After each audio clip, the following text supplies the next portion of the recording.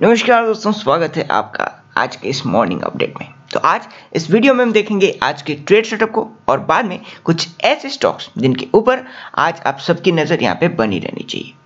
तो इसी आशा के साथ कि आपने चैनल को सब्सक्राइब कर लिया है, तो चलिए जल्दी से इस वीडियो को हम यहीं पे शुरू करते हैं।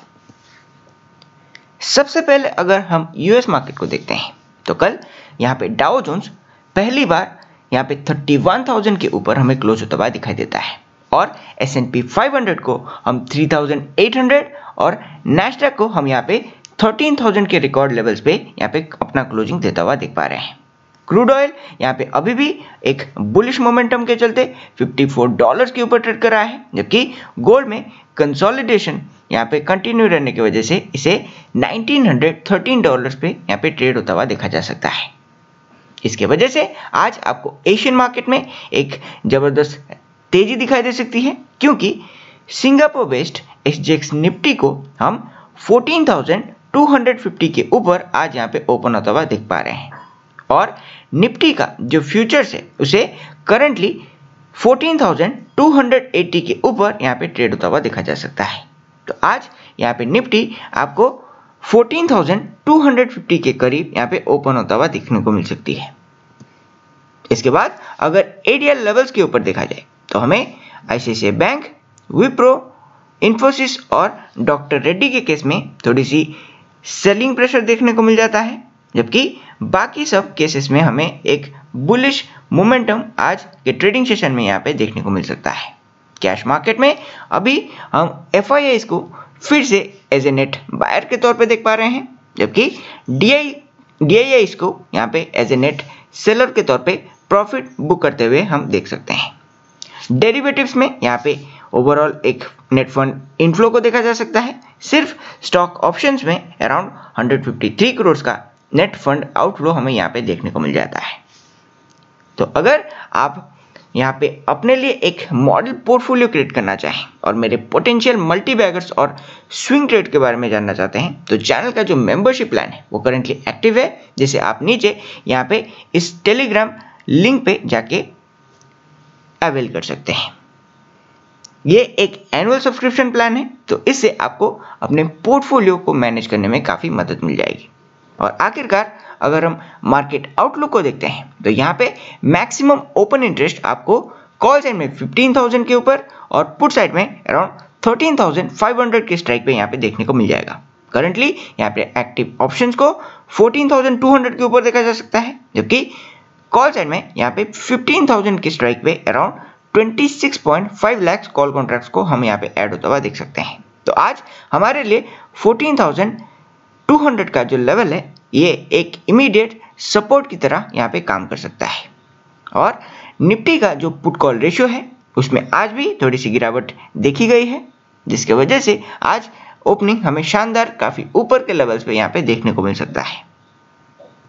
फाइनली यहाँ पे अगर देखा जाए कुछ ट्रेंडिंग स्टॉक को, तो यहाँ पे सबसे पहली न्यूज़ हमें देखने को मिल रहा है वो है बायोकॉन की ओर से। यहाँ पे बायोकॉन का जो एक सब्सिडियरी है बायोकॉन बायोलॉजिक्स में यहाँ पे अबू धाबी बेस्ड एक होल्डिंग कंपनी जिसका नाम है ADQ, इसने 1.80% स्टेक के बदले यहाँ पे 555 करोड़ का एक इन्वेस्टमेंट करने का अनाउंसमेंट किया है।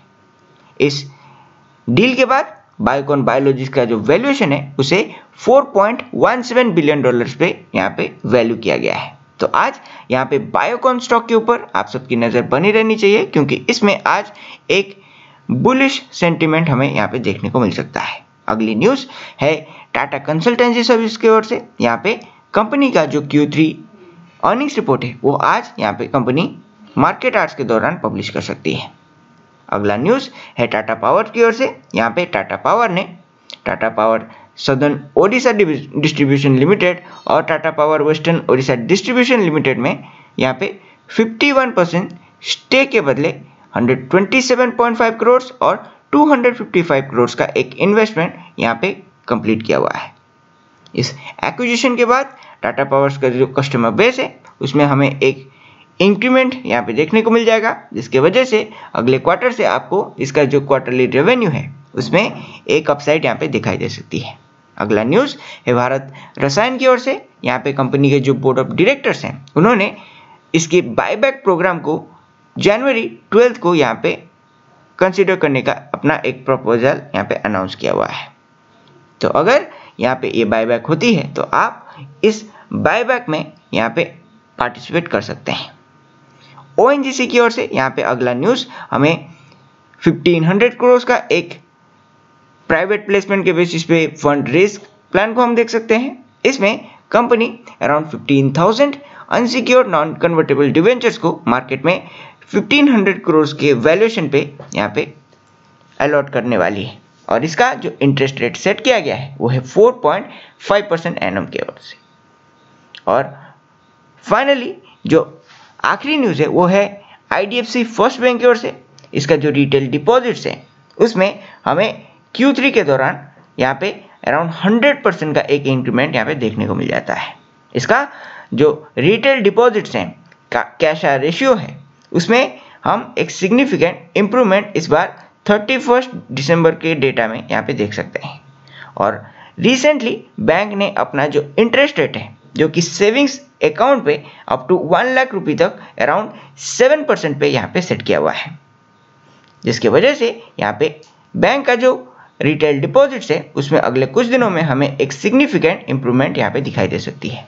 और यहाँ पे सितंबर क्वार्टर में हमें इसका जो FIIs और FPI इन्वेस्टमेंट है उसमें एक सिग्निफिकेंट राइज यहाँ पे दिखाई दे रहा है, जिसकी वजह से यहाँ पे बैंक में हमें आगे FIIs इन्वेस्टमेंट कंटिन्यू रहता हुआ देखने को मिल सकता है।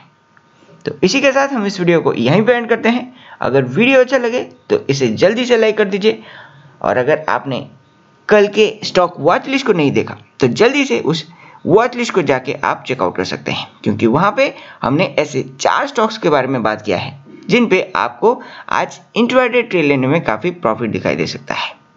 तो मैं मिलूंगा आपको अगले वीडियो में and finally thanks for watching.